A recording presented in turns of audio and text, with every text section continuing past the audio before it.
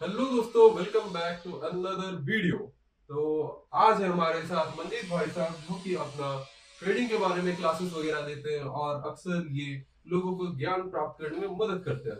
तो इनसे आज हम पूछेंगे कि ट्रेडिंग क्या होता है, आम सरल शब्द भाषा में बताएंगे। Hello guys, how are you? Comment करना कैसे हो और कहाँ से हो। पहली बार, ट्रेडिंग होता क्या है? मीन्स बाय और सेल करने को ही हम लोग क्या बोलते हैं? ट्रेडिंग बोलते हैं। तो आप कुछ भी बेच रहे हो, कुछ भी खरीद रहे हो, तो उसी चीज को हम लोग ट्रेडिंग बोलते हैं।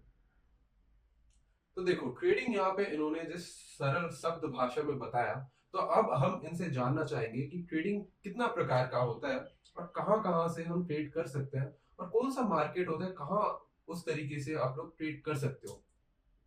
देखो, बेसिकली ट्रेड करने का अलग अलग तरीका होता है, अलग अलग टाइम फ्रेम होता है, अलग अलग आपका इंडेक्स होता है। तो आप उस चीज पे ट्रेड कर सकते हो, तो उसी पे कैटेगराइज डिवाइडेड है कि आप कैसे क्या करते हो। सपोज आपको ट्रेडिंग में आपको इन्वेस्टिंग करना है, तो वो 5 to 10 ईयर्स तक आपने कुछ पैसा डाल के रखा। वो आपका करेंसी पेयर हुआ, या फिर आपका स्टॉक्स हो गया, या फिर क्रिप्टो करेंसीज हो गया। तो आप कहीं पे भी, या फिर कम्योडिटीज हो गया, गोल्ड, सिल्वर्स या फिर क्रूड ऑयल, तो आप उसमें पैसा डाल के छोड़ दिए, तो वो इन्वेस्टिंग हो गया 5 ईयर्स तक। अब जो मैंने ये सब नाम लिया, जैसे कि फॉरेक्स हो गया, क्रिप्टो हो गया, आपका इंडियन स्टॉक मार्केट हो गया, तो ये सब को हम लोग क्या बोलते हैं? इंस्ट्रूमेंट्स बोलते हैं। तो इंस्ट्रूमेंट्स में आप लोग ट्रेडिंग करते हैं, और कौन सा टाइम फ्रेम पे करते हैं वो आपको बताता है कि आप कौन सा टाइप का ट्रेडर हो। अंडरस्टूड? सपोज आपको कोई भी क्रिप्टो अगर खरीदना है सिर्फ 3-4 मंथ्स के लिए, और उसके बाद बाई सेल करते रहना है, 3-4 मंथ्स में देखना है, चेकआउट करना है, आपको कुछ प्रॉफिट्स हुआ तो आपने बाई सेल किया और प्रॉफिट गिन करके निकल गए, तो उसे हम लोग क्या बोलते हैं? स्विंग ट्रेडिंग बोलते हैं। और उसके बाद फिर आपका आता है उससे और पहले इंट्राडे।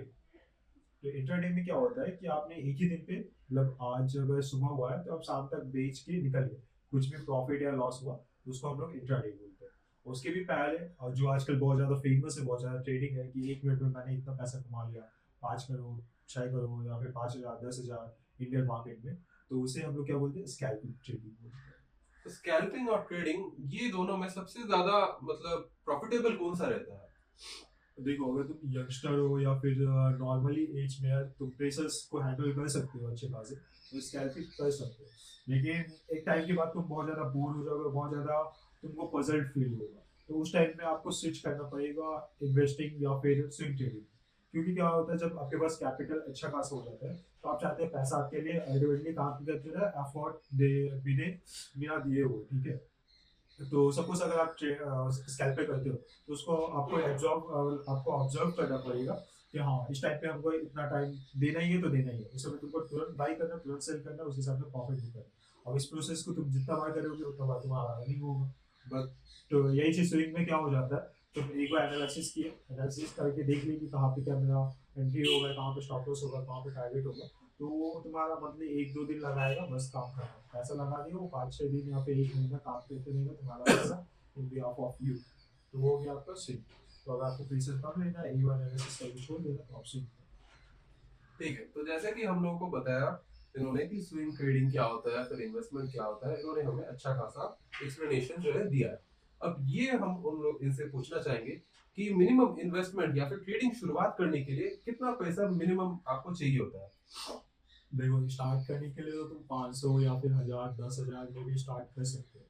बट रिकमेंडेड यही रहता है कि अगर आप पैसा लेके जा रहे हो तो बैकअप भी कुछ लेके जाओ। जैसे सपोज आप 20,000 या फिर 30,000 का अमाउंट लेके चलते हो, तो अगर फॉर एग्जांपल मान लो आप 10,000 से स्टार्ट की, तो 10,000 में 500 या फिर 1,000 का तो स्टॉप लॉस होगा ही। अगर आप छोटा स्टॉप लॉस लेते हो तो तुरंत हट करके चला जाएगा, तो आपको बड़ा कम से कम 500 या फिर 1,000 रुपये का रखना ही पड़ेगा। अब तुम्हारा 10,000 है कैपिटल, और उसमें तुम्हारा 10% अगर 1,000 यूज हो रहा है, तो तुम्हारा 10% माइनस हो जाएगा कैपिटल के लिए। उसके बाद अगर और गया तो तुम्हारा ये हो जाएगा, कट जाएगा ऐसे। तो तुम्हारा 20%, अगर इस हिसाब से 4 लगातार ट्रेड अगर आपका जाता है, तो 40% का आपका डाउनफॉल हो जाएगा। तो बेटर अगर वही आप 20% या फिर 20 या फिर 30 का कैपिटल लेके चलते हो, तो हाँ। उसमें अगर 1,500 का लॉस होता है, तो वो जो परसेंटेज होता है, 2%, 1%, इस हिसाब से शोकेस होगा, तो वो आपको फर्क टेक करेगा ऑल ओवर कैपिटल। तो बेटर रहता है आप कैलकुलेशन इस हिसाब से लेके चलो कि तुम्हारा वो कैपिटल पे असर ना हो। ओके। ठीक है। तो अब ये बताइए कि ये जो ट्रेडिंग होता है, स्टॉक मार्केट होता है, इसमें बहुत सारे अभी आजकल के जो बच्चे हैं, बिगिनर वाले जो 18, 17 या फिर 20 साल वाले कॉलेज स्टूडेंट या फिर यंगस्टर जो है वो घुस रहे हैं। तो उनके लिए आप ऐसा क्या बताना चाहोगे जिससे वो अपना कैपिटल को, फंड को प्रोटेक्ट कर पाए और घर पे इस तरीके से उसे बता पाए कि अच्छे तरीके से वो अर्न कर रहे हैं कुछ? देखो, फर्स्ट ऑफ ऑल होता क्या है ना, हमें जल्दी पैसा कमाना है।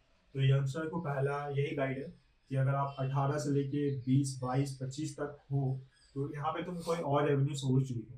पहला रेवेन्यू सोर्स कभी भी ट्रेडिंग को मत बनाना, क्योंकि ये एक बहुत ज़्यादा नशे वाली चीज़ है, आदत वाली चीज़ है। लग गई है एक बार तो तुम इसके बिना और कोई काम करने में मन नहीं लगेगा।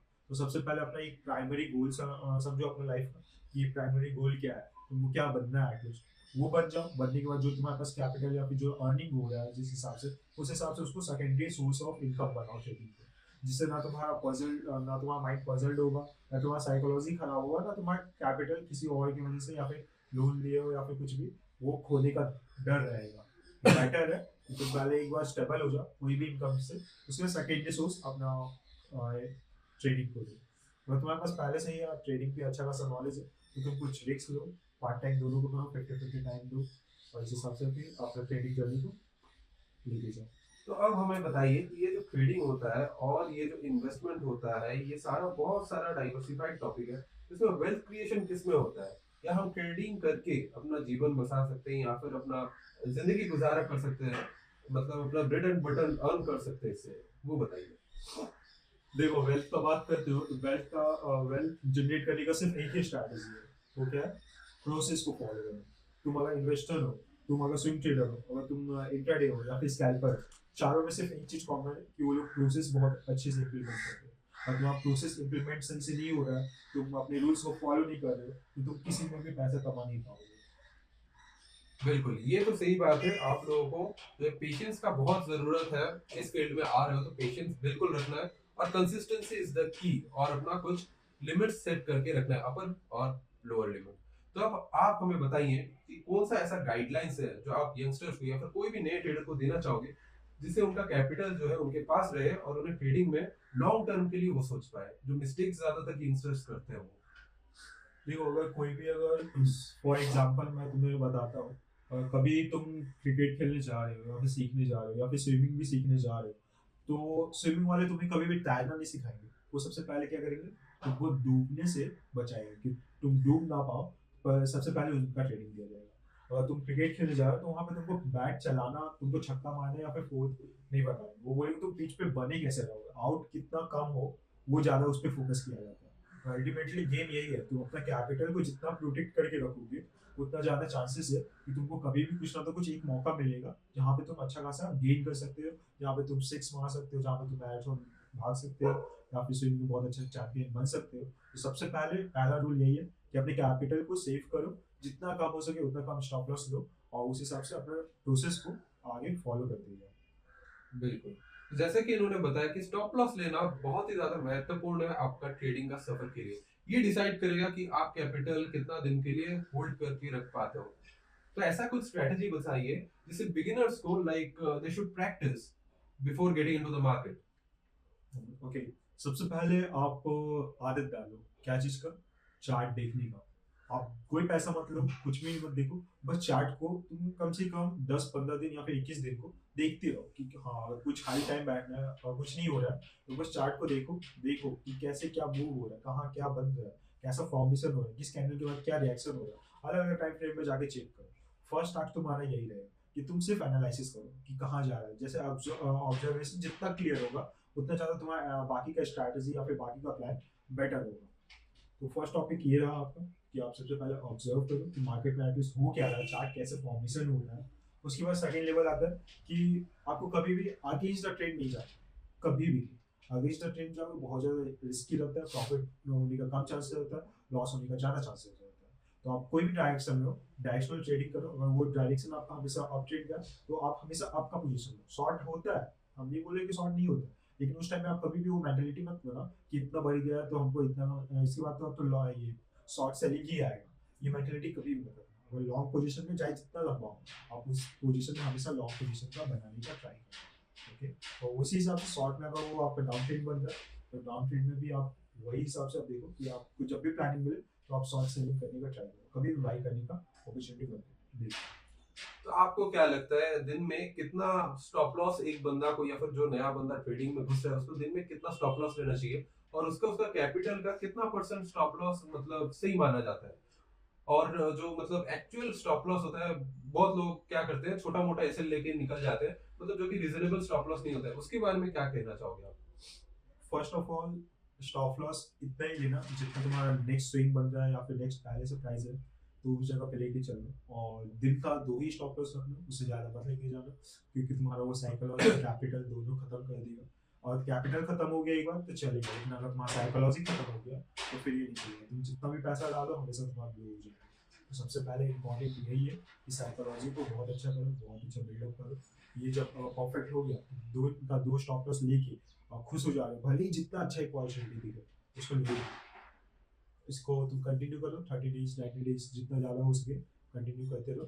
इसके बाद स्टॉप लॉस देखना, थोड़ा सा रिस्क ज़्यादा लेना, और प्रॉफिट जब भी लेने का वाला है तो थोड़ा सा कम लेना। मतलब दो जब तो ज़्यादा देना, जब ले रहे हो तो कम लेना। बिल्कुल, तो जैसा इन्होंने बताया स्टॉप लॉस के बारे में, अब मैं ये, आप बताइए कि ये पोजीशन साइजिंग जो होता है इसको किस तरीके से ट्रीट करना चाहिए, क्योंकि इसके ऊपर लोग कुछ भी करते हैं। मैंने अक्सर देखा है कि रैंडमली कुछ भी लॉट खरीद लेते हैं, तो इसके बारे में क्या कहना है आपका?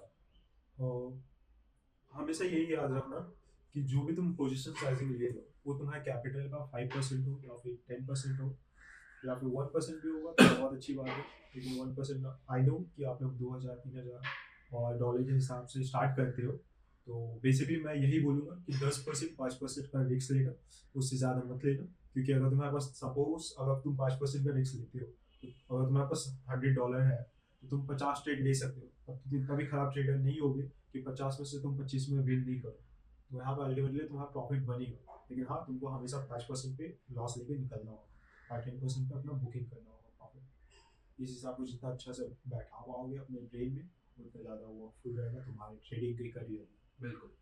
तो अब ये बताइए कि प्रैक्टिकली हम मार्केट से कितना एक्सपेक्टेशन रख सकते हैं दिन का? कितना परसेंटेज में हम बताइए, क्योंकि कैपिटल सबके अलग होते हैं, तो कितना परसेंट हम मतलब जेन्युइन एक्सपेक्टेशन रख सकते हैं? दिन का 8 से 10% बनाओ, 20% हाई है। जब तुम्हारा एक्सपीरियंस हो जाएगा तो 20% अच्छी बात है, लेकिन स्टार्टिंग में तुम 5 या 10% रखो, that will be very good for you. Okay. So अब ये बताइए, ये हो गया बेसिकली ट्रेडिंग्स के बारे में हमने थोड़ा बात किया। अब ये बताइए कि चार्ट को किस तरीके से देखा जाता है? चार्ट को बस ऑब्जर्व करो, जिस हिसाब से तुम देख रहे हो अलग अलग टाइम फ्रेम पे देखो, हर एक टाइम फ्रेम पे कैसे क्या रिएक्ट हो रहा है। फिर कुछ इंडिकेटर्स होते हैं जैसे कि एमए हो गया, मूविंग एवरेज, तुम्हारा वॉल्यूम हो गया।